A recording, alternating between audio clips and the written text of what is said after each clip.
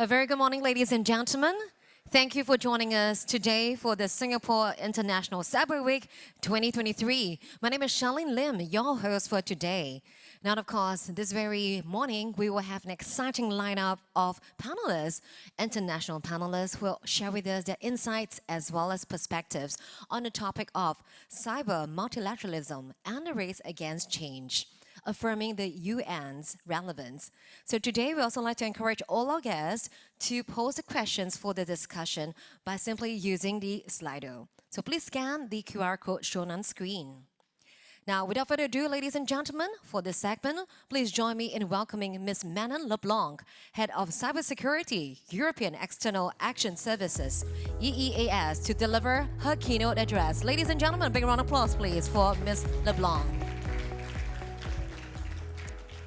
Thank you very much, colleagues, and thank you to CSA for inviting me to speak upon this panel. It's a truism that cyber is a vast evolving area. With our digitalized societies, the functioning of all areas of our life is under constant threat. Malicious cyber activities range from bullying, such as overwhelming websites by DDoS attacks, to sophisticated attacks, including systems stealing data and threatening our critical infrastructure like ports, hospitals, and power grids. We are concerned about the misuse of technologies, also having witnessed the unprecedented number of attacks targeting Ukraine over the last decade, leaving thousands of people without electricity in winter or having spillover effects worldwide. The increasing global connectivity and the number of supply chains expand the attack surface, and what happens in one country does not stay necessarily in one country. In addition, the rapid development of technologies constantly offer new methods of both attack and defense. The recent progress in the field of AI has once more demonstrated the role that digital technologies play in the way we learn, the way we communicate, the way we work and live across the world, as well as the risks they pose when these technologies are being misused by malicious actors. The rise in cyber attacks and the proliferation of ever-evolving criminal schemes require us to continuously increase our security, our resilience, and our preparedness, and to advance in this international cooperation, including with the multi-stakeholder community. The United Nations play a central role in this. This is the place where all states have a voice and come together to discuss both opportunities as well as challenges that cyberspace brings. For instance, through the negotiation on the UN Global Digital Compact, we aim to agree on core principles and key regional cooperation for an open, free, and secure digital future, enhancing regional cooperation and promoting global digital transition based on affordable and inclusive access, human rights, and internet freedom. Through exchanges on the use of ICTs in the context of international security under the First Committee, we aim to promote security and stability in cyberspace, ensuring indeed that we can reap all the benefit that this digital transition brings. In this context, the United Nations is the place where states enhance their understanding on the cyber threat landscape, the place where we exchange on our practices and where we set the expectations on what is responsible state behavior. It's the place where we agree on how to build confidence and how to enhance global cyber resilience. To date, the UN General Assembly has agreed upon the UN framework for responsible state behavior in cyberspace, grounded in the application of international law, norms of responsible state behavior, confidence-building measures, and capacity-building efforts. And while further work continues, it's luckily clear that cyber domain is not a lawless space. Actually, the vast majority of states are already applying international law to their cyber activities and are adhering to the norms of responsible state behavior on a daily basis. The work undertaken under the UNGGEs and the open-ended working groups, the current one ably chaired by Ambassador Gafoor from Singapore, thus gives us a solid ground to build on. With the development of cybersecurity strategies, policies and legislation, the establishment of certs, and the efforts to cooperate with the private sector, as well as by refraining from malicious cyber activities and by taking appropriate measures to not allow malicious actors to use one territory, states are doing their utmost to become a secure and responsible actor in cyberspace. We aim to continue this important work together and to make another step forward by establishing regular institutional dialogue platform in the United Nations to discuss, implement, cooperate, and build capacities in this field. To this end, a cross-regional group of states, supported by many others, including the EU and its 27 member states, has put forward a proposal for a UN cyber program of action. The POA will allow the UN to have a permanent and stable environment for discussions, like those that we have today, a place where we can exchange upon measures to take to adhere to the UN framework for responsible state behavior, but also a place for concrete action to implement our discussions, including through tailored capacity building activities based on the assessment of needs, the exchange of best practices, and experiences between relevant experts. It will in addition establish the UN as a place where member states can bring diverse stakeholders, allowing for more comprehensive discussions, knowledge transfers, and practical cooperation. Moreover, it should be a dynamic place that will allow us, based on the gaps and needs identified, to further develop the UN framework, including on international law. Ladies and gentlemen, cybersecurity is a team sport, and the vast evolving cyber threat landscape will require us to continuously connect the dots within the UN, within our national system, between disciplines, but also bilaterally, regionally, and with the multi-stakeholder community. Regional organizations are therefore a place where discussions on the implementation of responsible state behavior can continue, taking into account the regional context. Regional organizations such as ASEAN have undertaken commendable work on a checklist, further facilitating the implementation of norms. And on the side of the EU, many member states have already put forward their interpretation of international law following discussions in the EU.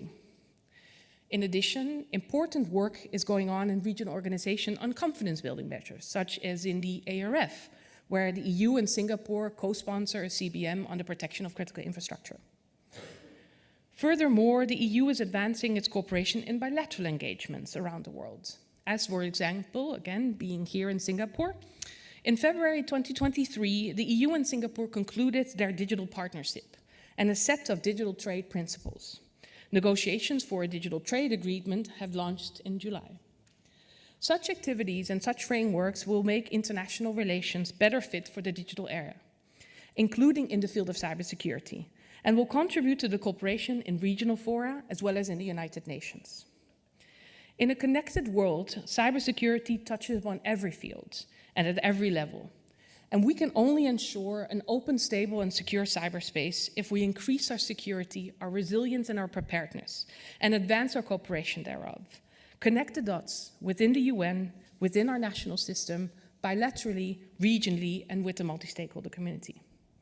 Ladies and gentlemen, to face the threats of the future, we should take our next step, including in the United Nations, by establishing a permanent home for us at the multilateral level, enabling us to continue to build cooperation and capacities to address cyber threats. And I genuinely look forward to taking this next step together with you. Thank you. Thank you, Ms. Manon LeBlanc, for the insightful keynote address. Please be seated. Thank you. And ladies and gentlemen, the United Nations has a long history of championing global peace and conflict resolution. Now, it provides a platform for all nations, big and small, to engage in open and inclusive dialogue and collective action. However, given the fast-changing cyber landscape, how can we ensure stability as well as security in this digital era? And how can we foster global cooperation to keep pace with the developments in technology and cybersecurity? So right now, we'd also like to kickstart the next segment. We'll first and foremost invite all of you to kindly post your questions via using this Slido. So scan the QR code as shown on screen right now. All right, ladies and gentlemen, next up, let's dive deeper into our panel discussion. And our topic will be multilateralism and its relevance to the digital age. So right now, let us welcome our panelists on stage. First and foremost, let's put our hands together to welcome our first panelist to join us. Ms. Kelly Anderson, Director, International Cyber Policy, Global Affairs from Canada. Let us also put our hands together to welcome Ms. Tarja Fernandez, Ambassador for Cyber Affairs, Ministry of Foreign Affairs from Finland. Ms. Regine Greenberger, Cyber Ambassador, Federal Foreign Office from Germany. Let's give a big hand. Next panelist to join us on stage, let's put our hands together for Mr. Willem Middleton, Head of Cyber Policy Department, Foreign Commonwealth and Development Office from UK. Last but not least, please put your hands together for Ms. Danielle Yao, Adjunct Senior Research Fellow from Center for International Law, the National University of Singapore. And ladies and gentlemen, moderating this discussion for us, please put your hands together for Mr. Situraj Ponraj, Director of the International Cyber Policy Office at the Cybersecurity Agency of Singapore. Yes, they're all ready for you guys. So please remember to post your questions via the Slido QR code. I'm now handing the time over to Mr. Ponraj. Thank you. Good morning to everybody, colleagues, friends. Firstly, on behalf of the Cybersecurity Agency of Singapore, we'd like to thank all of you for making time to be with us today, and especially to our distinguished panelists, many of them whom I'm proud to call friends, because we spend so much time together. And if the water had been replaced with beer, it would have been a normal discussion. But it's in the morning, and I don't want to stress the organizers. Throughout the 3 days that we've organized this iteration of the Singapore International Cyber Week, and in the last 8 years, something that Manon said during her keynote has been a key priority for us, and that is to facilitate open, frank exchanges and dialogue on issues that are of importance to the international community. And today, this panel, which is actually the last high-level panel, and we planned it so because in many ways this panel brings together the many discussions, the operational discussions, the technical discussions, the cyber policy discussions, the diplomacy discussions that started with the summit dinner, if you remember, on Monday evening. It sounds like, to me, it's like a lifetime ago. But the point is, where does this lead us to? One of the common themes that has been discussed, especially among regional countries who met in the ASEAN Ministerial Conference on Cybersecurity, is the immense changes that have been wrought on our geopolitical landscape internationally and regionally by the advance of digital and cyber technology. And while we were discussing this with our international and regional partners, a common refrain was, is there space for dialogue? Is there space for conversations? Or has the pace of rapid change caused dialogue to be fractured? And then there was the question of who do you dialogue with? The space is not just occupied by governments today. It's occupied by a wide range of multi-stakeholders, including industry, academia, and civil society groups, who all have a valid perspective on the issues that faces. The issue of ensuring a safe, stable, resilient, interoperable cyberspace. And so today I'm privileged to have our panelists today to not just offer solutions, but to frame the way that we ought to think about these issues. The UN's relevance is just an excuse to talk about something wider, which is international cooperation, which is how do we see the world and our place in it, and our countries and our interactions with stakeholders. I plan to take this panel in such a way that I'll ask some questions, but I think in the spirit of my opening remarks, it would be best, it would be ideal if we could change this session into a dialogue. So I'd encourage you to put in your questions. If you think that you can be heard, I would encourage you to ask your question. But let's have a robust discussion around this issue. But before we begin, I'd like to frame the question. As I said, it's not about just the UN's relevance. Technology has changed the way we deal with states. States deal with states. States deal with multi-stakeholders, industry. the levers of power have often been quoted as not being any more in the exclusive domain of states. So to my panelists, I'll start off with the first question, because the UN is actually a place where you practice diplomacy, but how has diplomacy itself changed? How have countries' view of diplomacy and international cooperation changed since the advent and the rapid progress of cyber and digital? So I'll throw this question to each one of my panelists, and we'll take the question from there. Kelly, may I invite you? I'm not sure it has. So yes, the pace of change is faster. Yes, we are dealing with a new issue. But I'm not sure that the fundamentals of diplomacy have changed. We are still looking at how do we engage with each other? How do we find common ground? What are our security interests? What are our trade interests?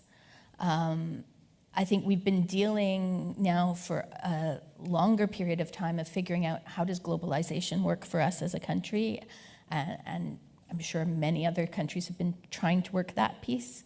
This is another piece of that. You know, certainly Canada's national security is increasingly bound to international security, and that's even more so in a technological environment, and when we look at cyber, where we really can't draw a boundary between what is national and what is international. But the tools that we apply to that, I think, are fundamentally the same tools. And the most important one of that is the one that you raised, Situ, which is dialogue. Talking to each other, figuring out where we have common ground, and then moving forward in that space where there's common ground. And I've actually been really encouraged within the UN that the vast majority of states, yes, there's a spectrum of what we're talking about, but we are very much on a common area and common ground. Thank you, Kelly, for those opening comments. Tarja. So tools are not broken, says Kelly. What's your perspective? Well, I agree with my colleague that basically diplomacy is diplomacy, and whatever is the subject, I think the sort of between the states and dialogue and meeting face to face, these are still important in the time of digital era. But I think if we go a little bit deeper in the surface, for instance, in my country, in Finland, 2014, we nominated first cyber ambassador. I guess we were, if not the first, but one of the first ones globally. And now we are quite a few. It's a subject that is becoming increasingly important in the issues of global security. So digital issues, they've been discussed in UN format for decades. And cybersecurity was somewhere in there. I checked yesterday the World Summit on Information and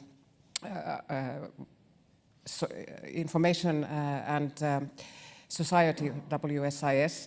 The declaration that really contains from 2003 a lot of promises what the digitalization will bring to societies.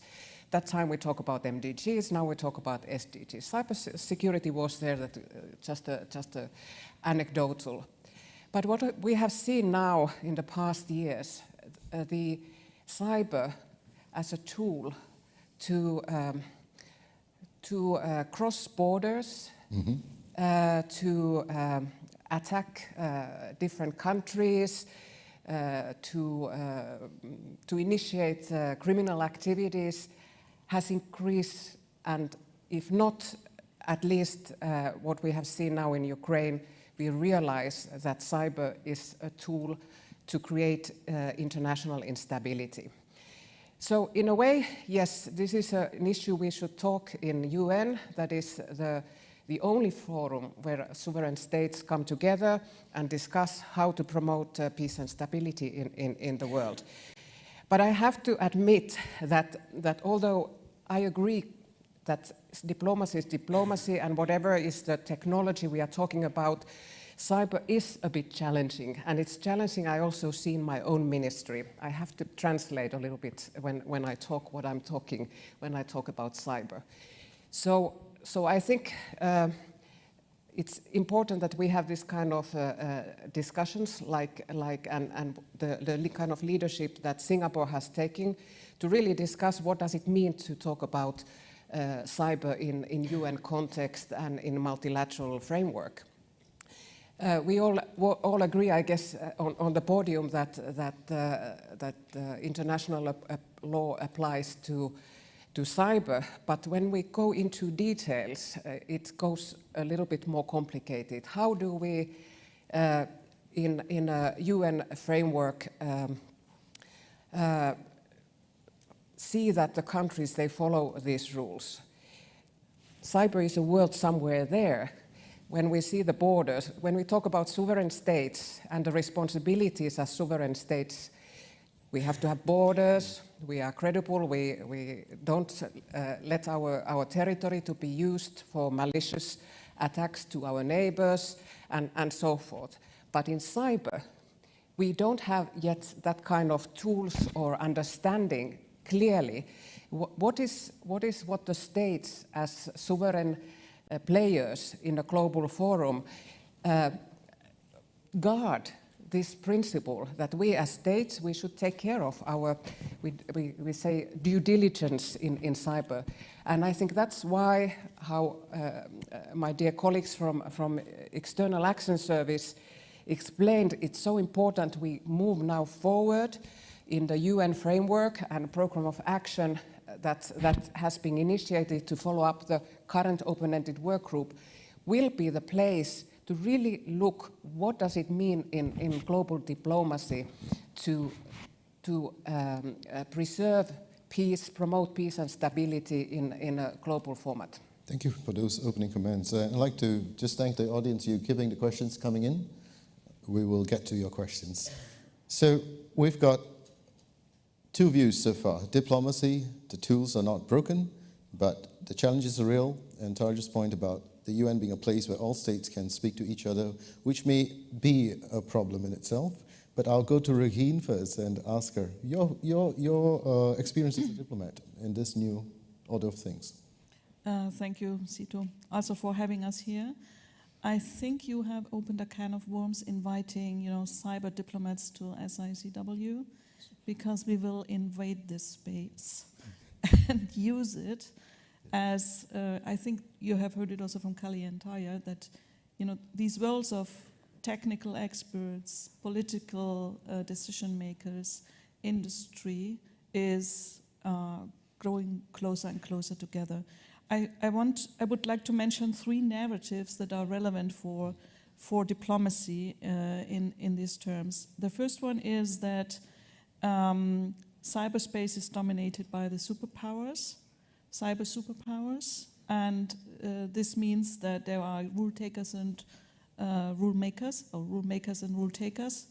But what actually we as diplomats would like to make sure is that our societies, our governments have also a word to say in this battle, even if we are no global cyber superpowers. The second narrative is that because there is so much harm done on the internet, damage done to industry by IP theft, for example, to societies by disinformation and hate speech, states have to take back control of cyberspace. And this Westphalian notion of there are national territories on the internet, it's not going to work. It will stop all the benefits that we reaped from the internet, from an open global internet, and leave those behind who are just starting their digital transition. So if we want everybody to have the same chances, or in UN speech, to achieve the Sustainable Development Goals, we have to maintain this open internet. And the third narrative is that, governments don't have anything to say anyway, because cyberspace and the internet and globalization together with digitization is ruled by industry, by big tech, by big multinational corporates. And I would also like to stand up against this narrative, because actually, and we see it in many of the measures that diplomacy can take, Cyberspace is, of course, without borders, but it's still localized somewhere. Servers are somewhere, infrastructure is somewhere, people are somewhere, and are under specific jurisdictions. And we have to make sure that these, let's say, being bound to something has to also, be coordinated in the cross-border interactions. I'll leave it with that. Thank you, Regine. So you said, I thought I took you down correctly. You said there were rule makers and rule takers. Did you say it was rule breakers? Okay, No. I'll come back to this. Will, for your first comments, please, on diplomacy in this age. So I think the big risk we have in this field is that people hear the word cyber and think it's technical. It's all about coding and malware. And I don't really understand how to code. I don't understand computers, so it's not for me. So I think as cyber diplomats, the best thing we can do is demystify this subject. Yes, the foundation is about the security of our computer systems, of our telecoms networks. But we have to demonstrate the relevance to diplomacy and to other issues. We have to make it a much more welcoming subject, I think, for everybody. I talked to my foreign secretary, who is a huge enthusiast, very great supporter for this. But I think still probably looks at it as an issue for, the technical authority, our National Cybersecurity Centre. If you look at many of the participants here at International Cyber Week, particularly many of our ASEAN counterparts, many of them are from the technical authorities, from the cybersecurity authorities. And I think there's something for all of us to do is to make this a more kind of welcoming environment for diplomats, for communications experts, for policy experts. Because, as my other panelists have said, it's not that different for anything else we do. It's a subject about economic development, security, and values, something that we can all relate to. And I think the best thing we can do as diplomats is not make it a specialized profession, but make it something that is, I think, accessible for the rest of our diplomatic colleagues, the rest of our government colleagues, and the rest of our societies, including making those connections with industry and civil society. I think that's very important.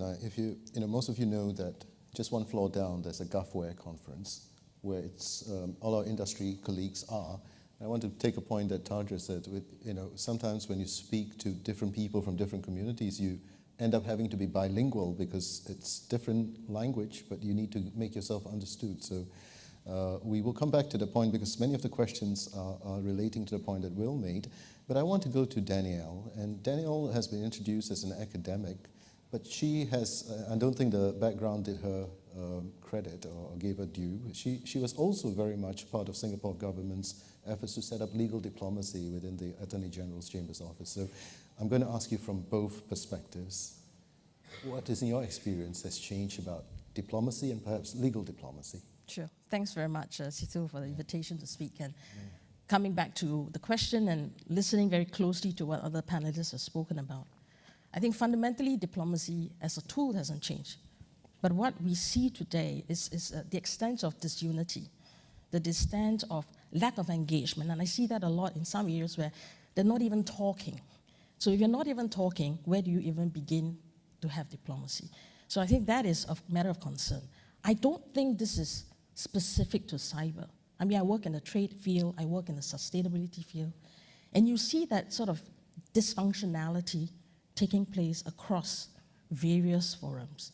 The slowness of these discussions, the incremental steps that are taken. WTO remains almost non-functioning because there's no functioning appellate body. So it is not, I think, limited to the cyberspace. So that then brings us to the question, why are we in this stage today? And what can we do to try and cut through the morass, to the Gordian knot? What innovative diplomacy can we do now? So I take on the hat now of a non-government official, right? Where can other players step into the fray? How can track 1.5 come in to fill the gap, to bring together a open environment, trusted environment where people can talk freely?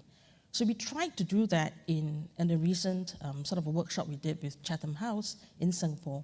We brought together officials, we brought together academics, we brought together industries, we brought together officials from across the political spectrum, from China. Obviously, we didn't have Russia, but we had China. We had the US, we had the players across the spectrum to create a sort of a non-threatening environment where hopefully we can start having a conversation. But what was interesting for the earlier discussion is the discussion about price, the rule maker, the rule breaker, and the rule taker. How do we cut through the cynicism of that, which I think it's kind of emblematic right now. You have a cynicism about double standards, you have a cynicism about hypocrisy. How do we overcome that skepticism? And how do we overcome the challenge of the complexity of different subjects coming into play? We talked about technical, officials need to talk the language of the technical, but we also need to be able to talk about the language of the politics and the geopolitics. But in this area, we have to talk about language of trade coming into the picture. We're talking about language of national security. It's hard enough to find that confluence of abilities in one official, one individual. And that challenge is going to be amplified, I think, if you look across the field of the number of countries and the range of capabilities and the range of competencies and experiences. I think that challenge is amplified. So more questions than answers, I'm afraid, but I do think this points to some of the complexities of diplomacy once we cut through the basic commonality that yes, diplomacy still matters, but so what? Indeed. In fact, I think this complexity is not even just in the global level. I come from a cybersecurity agency, and I just met a colleague of mine who's just joined the operations part of things, and he looked at me and he said, why do you always have meetings with suits and ties? And he got a suit just for this meeting because he was forced to. So I just wanted to say that problems can be pretty local. But I wanted to, the questions here, which I want to weave into my next question, which I intended to ask on the UN's relevance, but I would take from Regine's point, and then I will extrapolate it to a question, which I would like to pose to everybody, and then we can start asking, sort of having a discussion around it. There have been many questions coming up. Are countries made aware of each other's cyber prowess, and are they kept in check to prevent arms races? With the increasing occurrence of conflict, such as Israel, Hamas, Russia, Ukraine, should the UN do more to stop the use of military technology, cyber technology? There was a question on the attack on hospitals, and should the UN do more? So I think if you looked at these questions, it comes back to what Regine said. I'm taking a little bit of liberty to sort of move away from the prepared questions. The question is really, if you talked about UN's relevance, and many of the audience just want to know this, and there's another question which I will ask on multi-stakeholderism, but hold a thought. But now the question is the UN, as it stands today, prepared, designed, prepared, ready, structured to deal with rule makers, rule takers, and rule breakers? I'll start with Kelly. Yes and no. So Pardon, you could give suggestions on how it could be made so if you... the UN, and I'll go back to what Undersecretary General Nakamitsu said on the first day. The UN is us. The UN isn't this body that exists separate from member states. So the question is, are member states able to deal with this? We've dealt with many challenging issues, and it takes time. Cyber is a relatively new issue, but I think most of us here came in here on an airplane. Your airplane flying from one airport to another is multilateralism. That is the UN effectively managing air traffic. If you got mail today, that is multilateralism and the UN. And we figured out all those issues over time when they were initially novel. And I think we can get there. what struck me with the questions that are coming through is a lot of it's sort of the question of weaponization or military technologies, and can the UN manage that? And I think fundamentally the question is, are we as member states prepared to follow the rules? And the vast majority of us, I think, are. And we're trying to develop those rules. We have international law.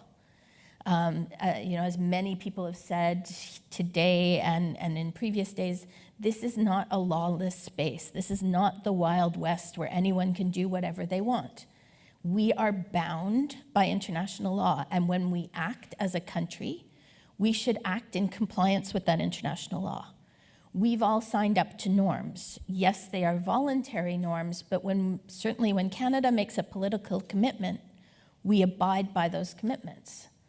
So I think that's really the fundamental question is, can we do this? Yes. We have to build out our understanding of what do we mean by international law applies.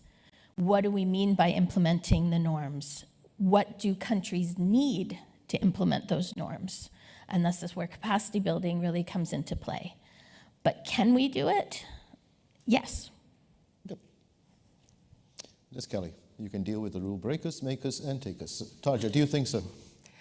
Yes, absolutely. And coming from a small country, I think for us, UN is really the framework for international law, a framework where states can come as equal and put they claim to keep their sovereignty. So in that sense, I think we all can agree that if we wouldn't have UN, we should establish it. But of course, security, I think we have had quite a few reforms in the UN, and we are now heading to geopolitical, or we are in a geopolitical confrontation. That a lot of it is happening in technological field and in cyberspace. 90s was a good time of UN. Cold War was over, and we had a really expansion of UN agenda and commitment, and a lot of those things we are enjoying today. But before that, UN was quite standing water, a place, but still you need this place, even in a sort of confrontational time, that you have a forum where you come and you speak, even if things maybe not move as efficiently, maybe somebody from the street would say that, what are you doing? Mm. So I think in the sort of ECOSOC framework, in the capacity building of creating knowledge and preserving that and sharing that, I think UN is very good at that. But Security Council reform, I don't think there hasn't been any really real sort of movement in that front. That discussion has been going on for decades. So yes and no, UN is able to adapt, and it has really also created different tracks, even before the current time. With big tech, we have Global Compact from Kofi Annan's time. And we have many. We have IGF, a forum that brings multi-stakeholders. So we have different kind of forums that support also the work of the UN. But end of the day, we have this week. It has been Hamas, the terrorist attack to Israel, and what's now happening in Gaza, the humanitarian catastrophe. Security Council has not been able to agree on something. So in a way, yes, UN is a body we need to discuss these things, but it doesn't mean that it's a sort of a miracle maker. Thank you, Georgia. Just quick comments from Regine, Will, and Dano. Regine, please. Well, in order not to repeat my colleagues, I would say no, the UN is not up for the challenge. And what you had in the title of this panel, Race Against Change, seems somehow cynical if you look at how the UN system evolved in the last years. But on the other hand, what is our alternative? I mean, unless you are sitting as Robinson on an island, you have to exchange and you have to act in a multilateral universe, especially when it comes to the cyberspace, because neighborhood doesn't play that much a role in that space. Thank you, Will. Your comments.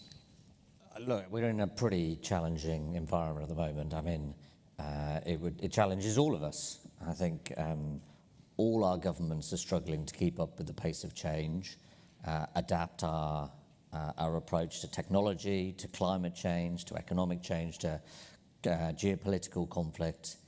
And the UN kind of faces the challenges like anyone else.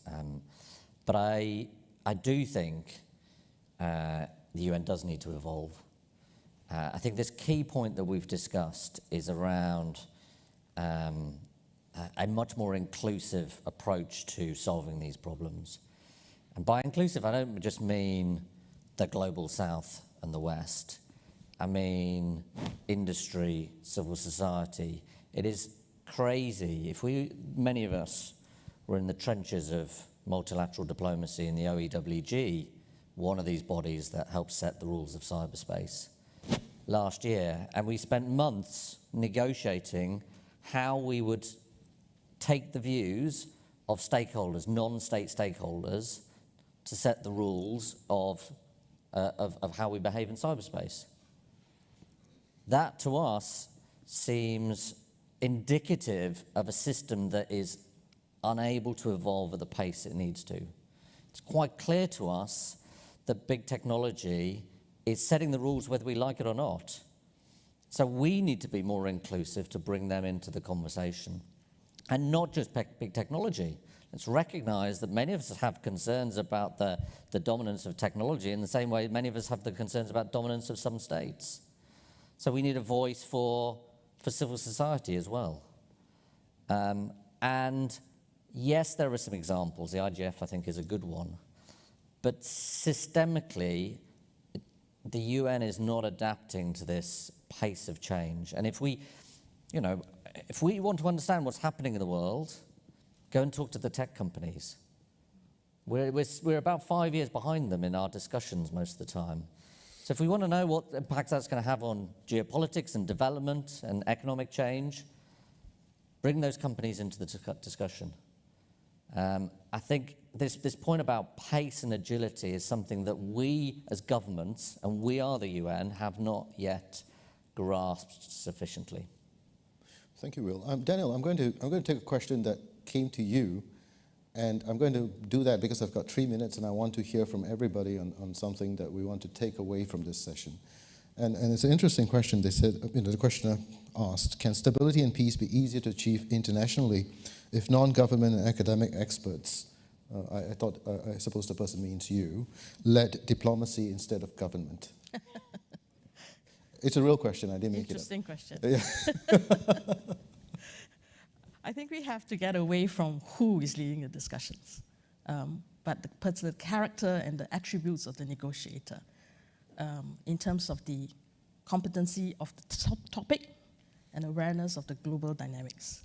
I think that's the reality. I mean, nowadays, as I said, you look at a delegation, you will have a variety of that expertise within the delegation. And I think that really is the key.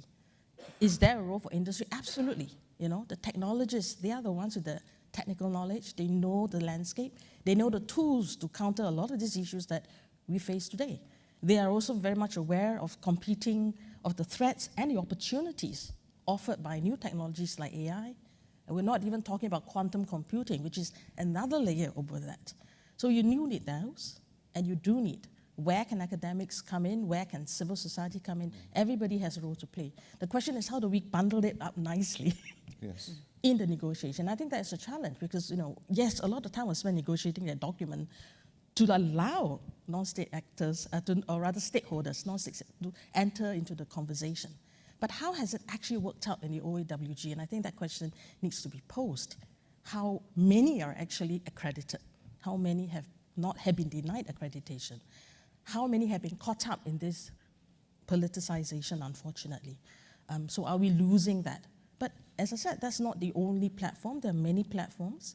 And how do we utilize all those various complementary platforms properly? whether it's regional, whether it's the compacts, there are many tools that can be used, and that's what we need to do. I think I'd like to thank you, Danielle, and I think it reminds me of what Manon said of cybersecurity being a team sport. It's become a phrase that's been repeated in many different contexts that I've heard.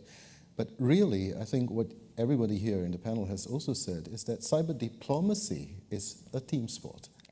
It's you know, and even within the Singapore system, as you know very well, we work very closely as a team. It's no longer just one negotiator or one person, but it's an orchestra of expertise brought together. Correct. And I think that is a powerful thought. And I just want to give, from that perspective, that is how we see diplomacy. But I want to give a minute, or half a minute to each one of you.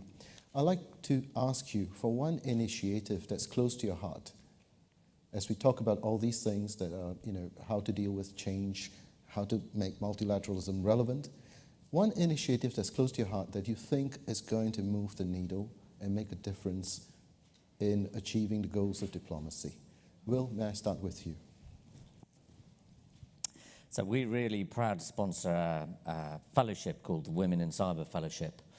I feel like I might be stealing some of Kelly's thunder because we're really proud to do it with Canada and other donors. But it's all about trying to address the gender imbalance in global cyber negotiations. We have a gender imbalance across cybersecurity, and that is missing a huge pool of talent, and never mind not representative of our world. So we sponsor fellows from a number of countries to attend the negotiations that happen in New York, the OEWG and the Cybercrime Treaty negotiations. And that does two things. One, we hope it brings different voices into the room.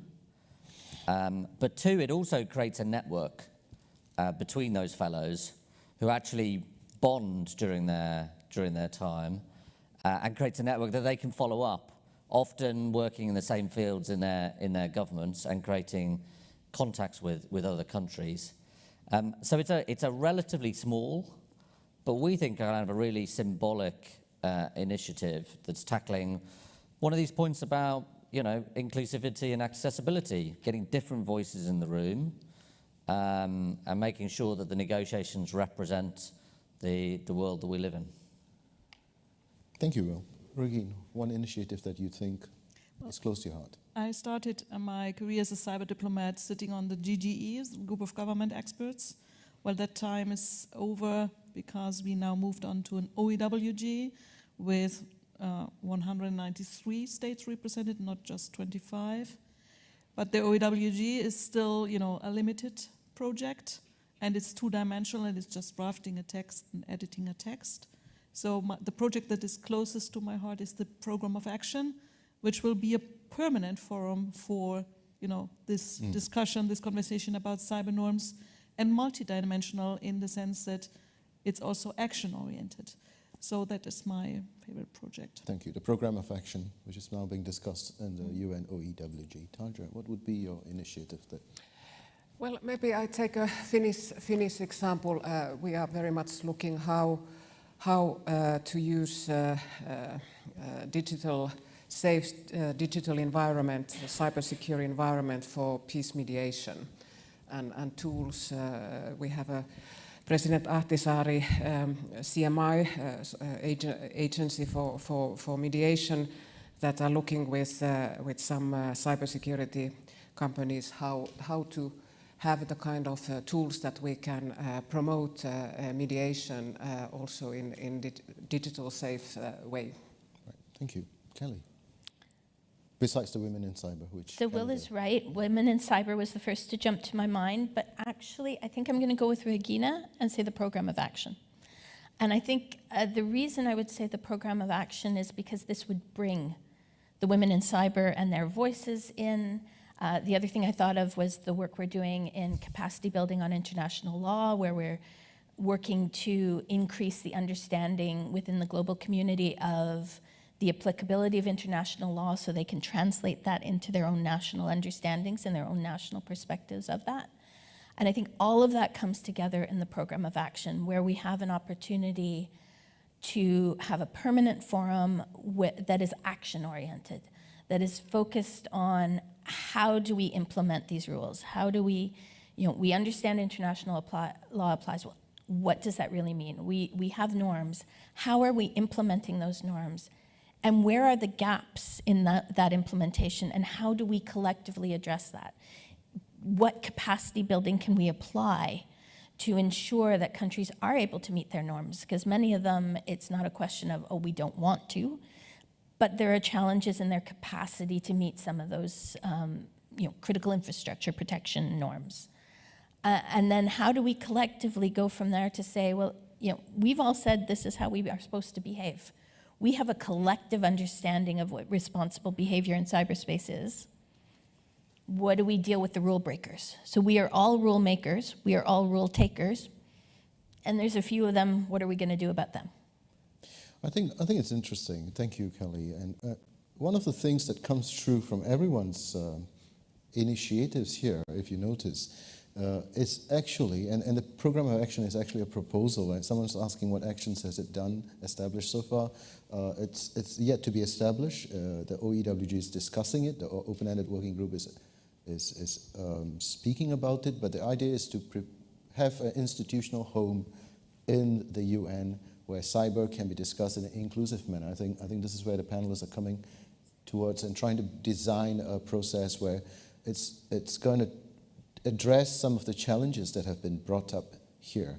So that is, again, the theme of dialogue, and also the idea of cyber diplomacy as a team sport, which many of the audience may not be part of government, but I think the key things that we're trying to, seems to be coming up, is that we need to work with a wide range of people to understand and master this space. But I would like to then, bring this question. There's two questions which I would like to focus on in the time we have left. And we've spoken about the POA, we've spoken about the UN, and the state-led process. There are two questions here. One was about involving industry, but then there's a question: how much is algocracy, algorithmcracy of big tech, a threat to multilateralism between states comprising of the whole spectrum of democracy to autocracy? If I interpret it, I think the question is really about how do you deal with big tech as governments in a multilateral process. I'm not going to ask everyone to comment. I'm just going to, just to let different people comment on different things. Can I go to Will, and then I'll ask Tarja to give us, of course, if you want to comment, just say something. But Will first, please. Shall we ask algorithmcracy? That's right. That's a new one on me. Yeah. So I think one thing that's really important to us as a country, we often debate democracy versus autocracy. Should we only talk to democracies? For us, the kind of really important principle is accountability. We all need to be accountable to someone. Our leaders need to be accountable to their people. Our countries need to be accountable to collective rules, to each other. Companies need to be accountable to their consumers, to the legal system in which they operate. I think this is an important point for algorithms, is that line of accountability and transparency. So this is not about holding back technological innovation. There are huge opportunities for algorithmic development. But we need to be clear that at every stage, those companies that are developing them are accountable to someone for their work, for what's happening. And that applies whether you're big tech, whether you're the UK, you're China, you're a citizen on the street. It's a really important principle of, that's for the UK, a really important value that we take into everything we do. Thank you, Will. Tarja, Finland has been thinking about this. You've been establishing ambassadorships and all. How would you answer this question of working with big tech in this idea of regulating algorithms? I think that's what they're trying to. Well, I can talk from my country that for us, dealing with cyber would be impossible without talking with big tech and the companies. So we see the security, especially in the modern time, it's a comprehensive security where you have to talk with big tech and civil society and so forth. So our whole national cyber resilience is based on multi-stakeholder. It's not a certain ministry or the defense forces or the Center for Cybersecurity who's in charge. It's a constant and really taking into account the accountability. So what I mentioned about the due diligence at the national level, but in international level, I think the big tech, they also have a home office somewhere. So this is where the accountability comes from, and wherever we of course, they are global players. When they enter into a country, of course, they can't enter like without taking into account the environment they are. So it's not that big tech is a kind of lawless riders that they can do whatever they want. Of course they can't. It's and they don't. I'm sure they don't want to. I'm sure. But there are many comments which we heard over the years where comments have been made that big tech sometimes has much more computing power and resources than many countries, small countries or those who are in the path for development. So how would small and developing countries, how should they look at big tech? What sort of powers? I mean, it's different if you are a developed country with levers and systems to work with big tech.